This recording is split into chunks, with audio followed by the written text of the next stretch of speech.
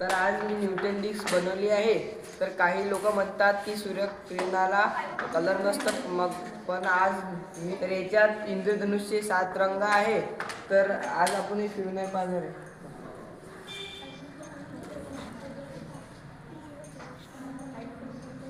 तर तुम्ही पाहू शकता, पहिले याच्यात 7 कलर होते आणि याच्यात आता फक्त पांढरा कलर दिसत आहे. तर सूर्यकिरणाला फक्त 7 रंग असतात आणि ते आपल्याला पांढरा दिसतो.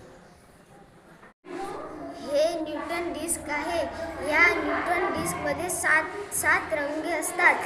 लाल, नारंगी, पिवळा, हिरवा, निळा आणि जांभळा असे खूप सारे कलर आहेत. हे सूर्याचा प्रकाश या 7 रंगांपासून बनलेला असते. पण ह्या प्रयोगाने सिद्ध करू शकतो.